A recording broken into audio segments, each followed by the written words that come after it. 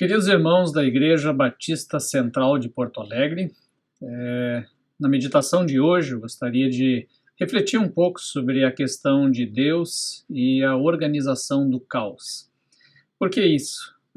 Porque esses dias eu estive lendo um livro em que ele trata sobre a criação, e ali o autor ele demonstra nesse livro que a criação de Gênesis, a narrativa da criação em Gênesis, ela vai demonstrando como Deus pega uma massa disforme, uma massa caótica, né, criada originalmente, e como os dias da criação descrevem, na verdade, um processo de organização desse caos primordial lá do versículo 2 de Gênesis 1.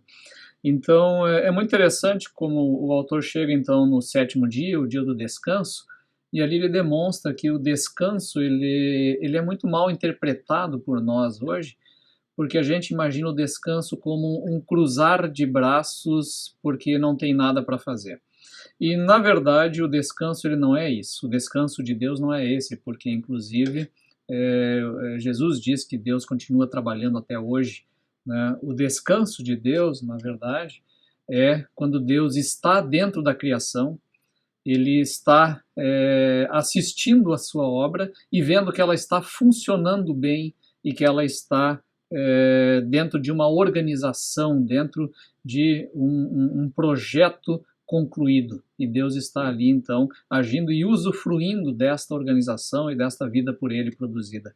Então, é muito interessante essa questão do descanso como estando dentro de uma organização que permite a vida e a reprodução da vida, justamente dentro da perspectiva do resto da Bíblia, do Antigo Testamento, principalmente, quando se diz que Israel entrou no descanso em sua terra, ou descansou dos inimigos ao redor. Significava o quê? Que eles estavam podendo viver bem, que eles estavam podendo trabalhar bem, que eles estavam podendo ter organização na sua vida e ter perspectiva de progresso e de tudo aquilo que é inerente às nossas expectativas também de felicidade. Então, esse descanso de Deus, esse descanso, ele não é ausência de trabalho, pelo contrário, ele é uma situação de atividade, mas atividade dentro de uma organização, mantendo o caos longe, dentro de uma perspectiva de crescimento. E o que nós vivemos hoje é exatamente o contrário disso, né? Uma pandemia e uma situação de doença no mundo inteiro, ela traz justamente o caos, ele tira tudo de centro, ele tira tudo da organização natural da vida e das coisas. E essa é a crise que nós vivemos, né? Nós estamos no meio de um caos, a gente não pode ir para a igreja, a gente não pode ir para o trabalho, em muitos casos, né? A gente está numa situação fora de centro.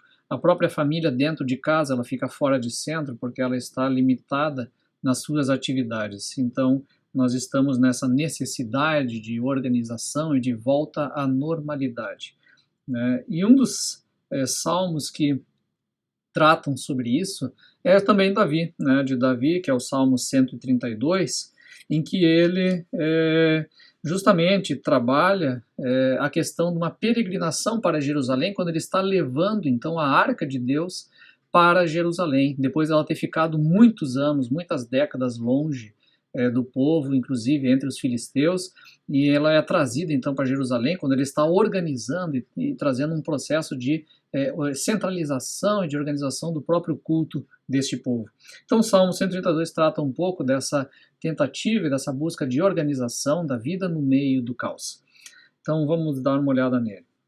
E diz assim: Senhor, lembra-te de Davi e de tudo que ele sofreu.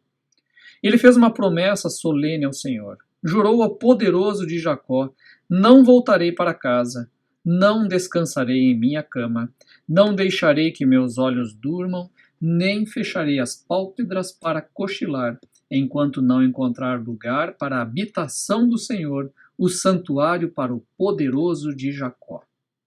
Ouvimos dizer que a arca estava em Efrata e a encontramos nos campos de Jaar. Quer dizer, a gente achou ela em outros lugares. Vamos ao santuário do Senhor, adoremos diante do seu trono. Levanta-te, Senhor, e entra no teu lugar de descanso, junto com a arca, o símbolo do teu poder. Ou seja, Deus venha e entre no descanso, entre para esta situação de organização, onde Deus vai estar no meio de nós. Que teus sacerdotes se vistam de justiça, que teus fiéis cantem de alegria, por causa do teu servo Davi. Não rejeites aquele que ungiste. O Senhor fez um juramento solene a Davi e prometeu jamais voltar atrás. Colocarei em seu trono um de seus descendentes. Se os seus descendentes obedecerem os termos da minha aliança e aos preceitos que eu lhe ensino, sua linhagem real continuará para todo sempre. Quer dizer, a obediência à lei de Deus, essa obediência que dá condições de viver uma vida digna diante de Deus e diante dos homens. Pois o Senhor escolheu Sião, desejou-a para ser sua habitação. Este é o meu descanso para sempre, disse ele. Habitarei aqui, pois este é o lugar que desejei. Abençoarei esta cidade e a tornarei próspera. Saciarei seus pobres com alimento. Vestirei seus sacerdotes com salvação. Seus fiéis cantarão de alegria. É interessante, né, como ele coloca aqui a presença de Deus no descanso dele, no meio do seu povo. Né, ele traz o quê? Bênção para a cidade, prosperidade, né, alimento para os pobres, salvação para sacerdotes, alegria e cântico para os fiéis. Aqui aumentarei o poder de Davi. Meu ungido será luz para meu povo. Vestirei de vergonha seus inimigos, mas ele usará uma coroa de glória. Aqui nós, como cristãos, sabemos que o descendente de Davi é Jesus Cristo. Ele está no meio de nós. Ele está trazendo para nós este descanso.